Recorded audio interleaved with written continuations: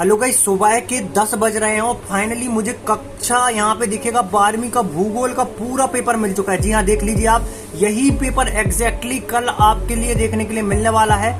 तो संपूर्ण पेपर मैं आपको इस वीडियो के माध्यम से बताने वाला हूँ। साथ में देखिए सभी प्रश्नों के उत्तर। जी हाँ, क्वेश्चन नंबर 1 से लेकर के यहाँ पे क्वेश्चन नंबर 20 तक जितने क्वेश्चन आपके आने वाले हैं, सभी क्वेश्चन का यहाँ पे सॉल्यूशन का मैंने पीडीएफ बना लिया है।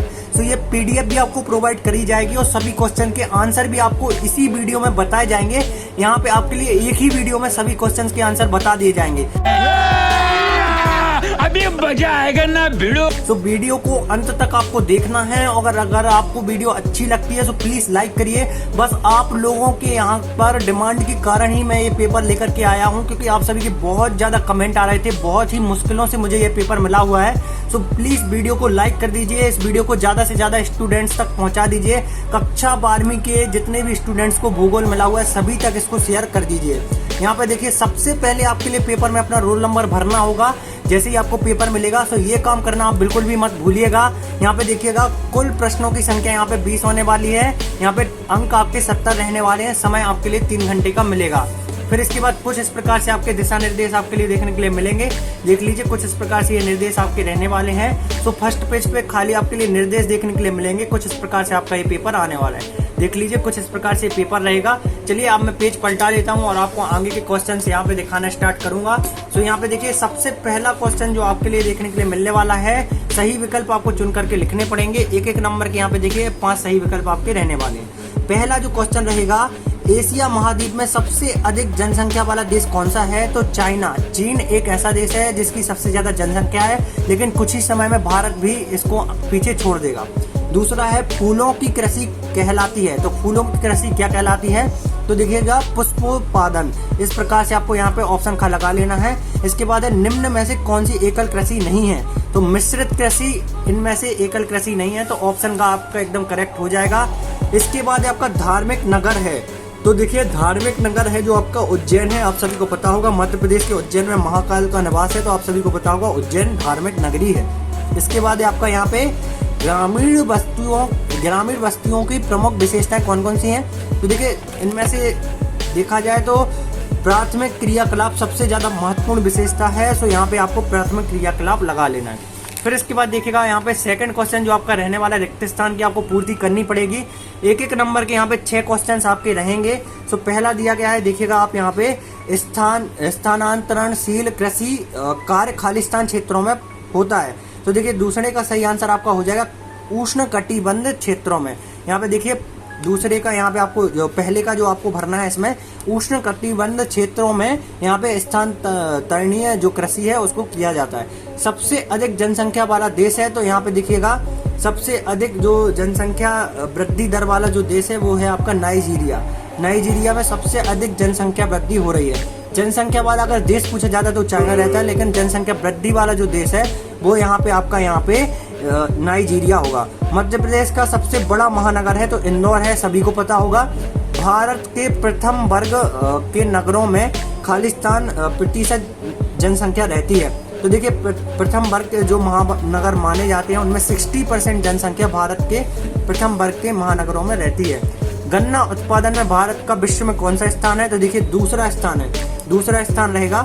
इसके बाद आपका, भारत में सबसे अधिक कपास का उत्पादन होने वाला राज्य कौन सा है? सबसे अधिक कपास का उत्पादन किस राज्य में होता है? तो देखिए, महाराष्ट्र में होता है। महाराष्ट्र आपको लगा लेना है। इसके बाद देखिएगा, यहाँ पे प्रश्न क्रमांक 3 दिया गया है। एक वाक्य एक शब्द में आपको उत्तर देने थे। तो यहाँ पे देखिए, पहला है आपका, किसी देश का वास्तविक धन क्या होता है? एक एक नंबर के 6 क्वेश्चन पूछे जाएंगे। तो देखिए, किसी देश का वास्तविक धन उस देश के निवासी होते हैं। तो क्वेश्चन नंबर 3 का यहाँ पे पहले का आंसर आप देख लीजिए। इसके बाद आपका, प्राथमिक क्रियाकलाप करने वाले लोगों को क्या कहा जाता है? तो देखिए, लाल कॉलर श्रमिक कहा जाता है। इसके बाद हम देखेंगे आगे के क्वेश्चंस। तो यहाँ पे देखिएगा आप, कुछ इस प्रकार से यहाँ पे आगे के क्वेश्चंस एक वाक्य एक शब्द में आपसे पूछे जाएंगे।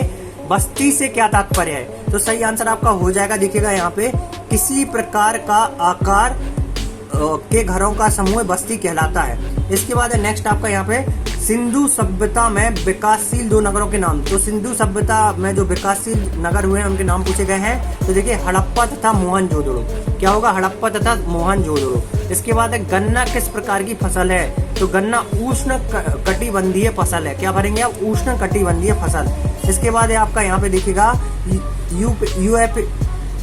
यहाँ पे यूपीडी का आपको यहाँ पे यूएनपीडी का पूरा नाम आपको बताना था, सॉरी यूएनपीडी। तो यूएनपीडी का पूरा नाम होगा आपका संयुक्त राष्ट्र विकास कार्यक्रम। संयुक्त राष्ट्र विकास कार्यक्रम इसका पूरा नाम हो जाएगा। सो गाइस इसके बाद आपको सही जोड़ियों का करना है मिलान। तो सही जोड़ियां कुछ इस प्रकार से एक एक नंबर की आपसे 5 पूछी जाएंगी। जैसे कि पहला दिया गया इसमें जनसंख्या नियंत्रण, तो जनसंख्या नियंत्रण का सही आंसर हो जाएगा परिवार नियोजन। इसके बाद है सामूहिक कृषि, तो सामूहिक कृषि का सही आंसर आपका हो जाएगा पूर्व सोवियत संघ। यहाँ पे आपको पूर्व सोवियत संघ से मिला लेना है। बुंदेलखंड, तो बुंदेलखंड का सही आंसर यहाँ पे आपका हो जाएगा गुच्छित बस्तियां। देखिएगा आप यहाँ पे गुच्छित बस्तियां। इसके बाद है आपका वाराणसी, तो वाराणसी क्या है? आपकी धार्मिक नगर है। वाराणसी बनारस जो है आपका धार्मिक नगर है। इसके बाद सामुदायिक कृषि संसाधन, तो इसका जो सही आंसर आपका होने वाला है वो आपको मिलाना है यहाँ पे सिंचित कृषि से। सिंचित कृषि आपका एकदम करेक्ट हो जाएगा। सो गाइस इसके बाद आपके क्वेश्चन नंबर 5 में सत्य पूछे जाएंगे। सत्य की हमें पहचान करनी है। पहला है मृत्यु दर अधिक हो जाने से औसत जीवन प्रत्याशा घट जाती है, तो ये सत्य हो जाएगा। चलवासी पशुचारण एक प्राचीन निर्वाह व्यवसाय रहा है, तो ये भी सत्य हो जाएगा। नैनीताल एक पर्यटक स्थल है, तो ये भी सत्य हो जाएगा।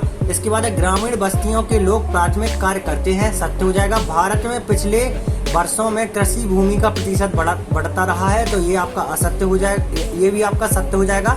इसके बाद आपका डॉक्टर हक के अनुसार यहाँ पे विकास के लोगों के विकल्पों में वृद्धि करता है, तो ये आपका यहाँ पे असत्य हो जाएगा। तो यहाँ पे आपको ये असत्य भरना है। इसके बाद हम देखेंगे यहाँ पे क्वेश्चन नंबर 6वां। देखिएगा आप क्वेश्चन नंबर 6वां क्या दिया गया है? मानव विकास क्या है?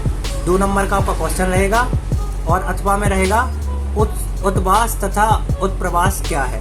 तो देखिए क्वेश्चन नंबर 6वें का हम आंसर देख लेते हैं। सो गाइस क्वेश्चन नंबर 6वां में हम सबसे पहला आंसर करेंगे यहाँ पे मानव विकास क्या है। जल्दी से आपको इसका स्क्रीनशॉट कर लेना है और इस पीडीएफ को मैं अभी आगे आपको बताऊंगा, कभी भी वीडियो में बता दूंगा, इसलिए वीडियो को स्किप मत करिएगा।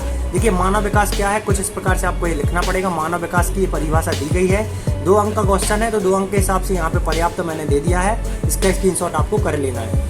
इसके बाद देखिएगा अथवा है आपका उत्प्रवास तथा अप्रवास क्या है। तो यहाँ पे उत्प्रवास व अप्रवास वाला आंसर मैं नहीं बताऊंगा। अथवा के क्वेश्चन मैंने कवर नहीं किए हैं। अगर आप डिमांड करेंगे तो अथवा के क्वेश्चंस भी आपको बता देंगे। प्रश्न क्रमांक 7 है भोजन संग्रह विश्व में कहाँ किया जाता है। तो देखिए प्रश्न क्रमांक 7 का यहाँ पे हम आंसर देखने वाले हैं। प्रश्न क्रमांक 7 का आंसर आप देख लीजिए कुछ इस प्रकार से। मानव भूगोल के मूलभूत सिद्धांत के अनुसार भोजन संग्रह कहाँ पे किया जाता है, ये आंसर दिया गया है। तो यहाँ पे इसका स्क्रीनशॉट आपको कर लेना है। देखिए कुछ इस प्रकार से आपको क्वेश्चन नंबर 7 का आंसर करना है। फिर इसका अथवा दिया गया है महानगर क्या होते हैं, ये नगरीय कुशलों से किस प्रकार भिन्न होते हैं, तो ये आपका पूछा जाएगा। इसके बाद हम देखेंगे इसके आगे के क्वेश्चन। जल्दी से आपको आगे के क्वेश्चन सारे दिखा देते हैं, सभी के आंसर आपको बता देते हैं। देख सकते हैं क्वेश्चन नंबर यहाँ पे आपका 8वां रहने वाला है। तो क्वेश्चन नंबर 8वां हम देखेंगे किसी कृषि भूमि को परती क्यों कहा जाता है, और इसका अथवा दिया गया है विकास से यहाँ पे क्या आशा है। तो क्वेश्चन नंबर 8 का हमने अथवा किया हुआ है विकास से क्या अभिप्राय है। देखिएगा आप विकास का अर्थ यहाँ पे दिया गया है। जल्दी से आपको इसका स्क्रीनशॉट कर लेना है। इसके बाद है आपका क्वेश्चन नंबर 9वां। क्वेश्चन नंबर 9वां देख सकते हैं आप जनसंख्या वृद्धि से क्या अभिप्राय है, इसे किस प्रकार व्यक्त किया जा सकता है, और अथवा है आपका सहकारी कृषि किसे कहते हैं। तो देखिए क्वेश्चन नंबर 9 का भी हम आंसर देख लेते हैं। क्वेश्चन नंबर 9 का हमने अथवा किया है सहकारी कृषि किसे कहते हैं।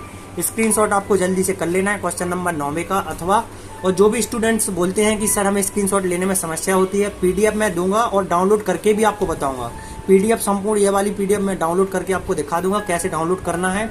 तो यहाँ पे देखिए भारत में नगरीकरण के 2 महत्वपूर्ण कारण आपको लिखने हैं। तो यहाँ पे भारत, इसके अलावा है भारत में गेहूं उत्पादन के प्रमुख क्षेत्रों के आपको बताने हैं, कौन कौन से क्षेत्र हैं भारत में। तो देखेंगे हम यहाँ पे अथवा वाला। तो यहाँ पे आप देख सकते हैं भारत में, सॉरी यहाँ पे अथवा नहीं, हम डायरेक्टली यहाँ पे 10वां ही देखने वाले हैं। ग्रामीण क्षेत्रों में नगरीय क्षेत्रों के स्थानांतरण का कारण रोजगार अभाव, कृषि एवं अधिक दबाव, उत्पादकता में गिरावट इत्यादि है। तो ये क्वेश्चन नंबर 10 का आंसर है। जल्दी से स्क्रीनशॉट कर लीजिए। क्वेश्चन नंबर 11वां है मानव विकास रिपोर्ट कौन सी एजेंसी चलाती है। इसके अलावा वायुमंडल किस प्रकार, तो यहाँ पे अथवा है आपका वायुमंडल किस प्रकार जनसंख्या के वितरण को प्रभावित करती है। तो यहाँ पे अथवा देखने वाले हम जलवायु किस प्रकार यहाँ पे जनसंख्या वितरण को प्रभावित करती है, इसका स्क्रीनशॉट आपको ले लेना है। जलवायु वाला एक क्वेश्चन था, क्वेश्चन नंबर 11वें का। इसके बाद है आपका क्वेश्चन नंबर 12वां, ऋतु प्रवास से क्या आशा है। सो यहाँ पे ऋतु प्रवास से क्या आशा है पूछा गया है। सो चलिए ऋतु प्रवास वाला आंसर देख लेते हैं। कुछ इस प्रकार से हमें करना है, ऋतु प्रवास से क्या आशा है, जल्दी से इसका स्क्रीनशॉट आप कर लीजिए। ऋतु प्रवास से क्या आशा है। अथवा में दिया गया है किसी नगरीय संकुल की पहचान किस प्रकार की जा सकती है, तो ये आपको अपने से करना है। इसके बाद आपका क्वेश्चन नंबर 13वां, क्वेश्चन नंबर 13वां दिया गया है बंगाल में जूट की जो खेती है वो अधिक क्यों होती है।